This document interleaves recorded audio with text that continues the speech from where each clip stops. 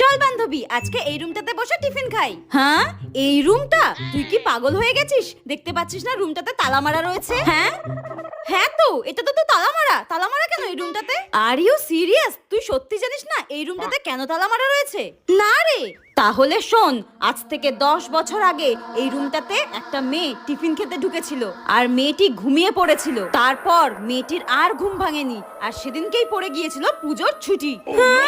মেয়েটা অন্ধকারে ভয়ে মারাও যায় সেদিন। হ্যাঁ, তারপর পুজোর ছুটির পর যখন স্কুল খোলা হলো, এই রুমটাতেই মেয়েটির পচা গলা লাশ পাওয়া গেল।